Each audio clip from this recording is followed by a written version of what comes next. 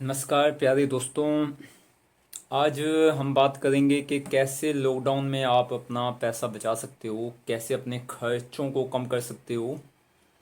खर्चों को कम करना बहुत ही इजी है, क्योंकि इस लॉकडाउन में पैसा बचाना पैसा कमाने से भी ज़्यादा इम्पोर्टेंट है।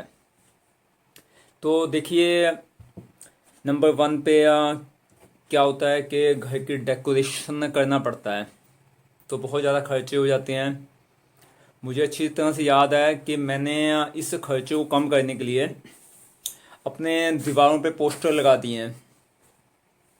तो यह एक तो नॉलेज देते हैं, बार बार इसको रीड करता हूँ। दूसरा, इसमें कॉस्ट भी कम होती है अगर आप पोस्टर लगा लेते हो, तथा अगर एक पोस्टर ही पुराना होता है उसको आप बदल सकते हो। ओके। तो घर के अंदर, घर के बाहर जो डेकोरेशन है उसका खर्चा आप बचा सकते हो, आप में पावर है।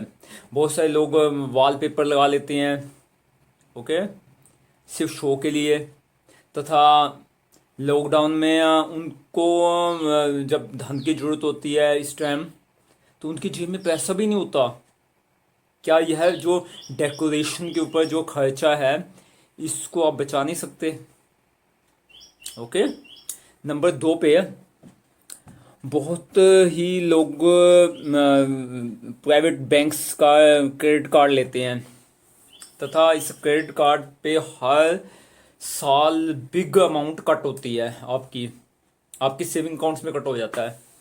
तो अपना अकाउंट तो देखिए, कितने पैसे आपने जो बैंक है उसको दे दिए इस क्रेडिट कार्ड तथा डेबिट कार्ड के लिए, अगर आपको ज़रूरत नहीं है।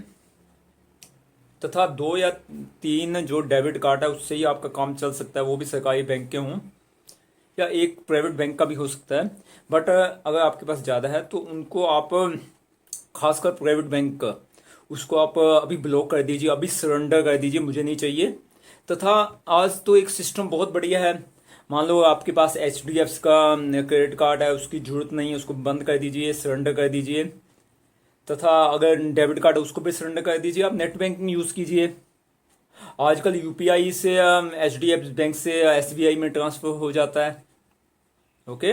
तो इससे आपके पैसे बच सकते हैं। तीसरा है कि बिजली का खर्चा आप घटा सकते हो। मीन्स आप कुछ टाइम अपने घर की जो खिड़कियां वो खोल सकते हो।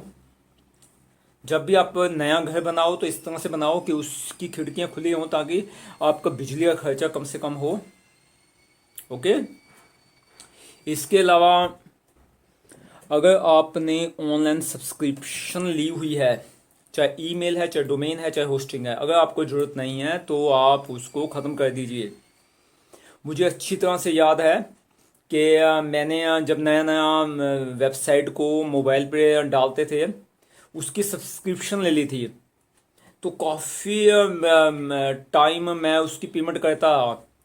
सिर्फ एक छोटी सी नॉलेज थी कि अगर मैं टेम्पलेट चेंज कर लेता हूँ जो रिस्पॉन्सिव है, तो वही मेरी वेबसाइट मोबाइल पे भी चल जाती है।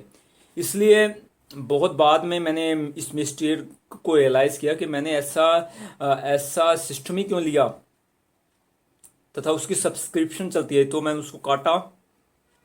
तथा एक सिंपल सी सस्ती सी टेम्पलेट मैंने जब खरीदी, वो ऑटोमेटिकली मोबाइल पे भी मोबाइल का रिस्पॉन्स देती है और वेबसाइट पे वेबसाइट की तरह खुल जाती है। ऐसे ही बहुत टाइम ऐसी होस्टिंग में लेता जिसकी मुझे इतनी ज़रूरत नहीं थी, तो उसकी भी कॉस्ट लगती रहती है। तो ऐसे होस्टिंग अकाउंट आप बंद कर दीजिए, उसके सब्सक्रिप्शन बंद कर दीजिए। इवन ईमेल की होस्टिंग है, चाहे गूगल से है चाहे कहीं से भी है, अगर उसकी ज़रूरत नहीं उसको कट कर दीजिए। ओके। इसके अलावा अगर आप कोई क्लोथ्स और मैंने ऑनलाइन पे मंगा लेते हो, उसको बंद कीजिए। शूज़ हैं, आप ऐसा कीजिए कि एक साल में सिर्फ एक ही शूज़ ले सकते हो, 6 महीने में एक ले सकते हो, 3 महीने में एक ले सकते हो, बट हर महीने इसको बंद कीजिए। ओके। तो इस तरह से आप बहुत सारे खर्चे कम कर सकते हो। Okay, thank you very much.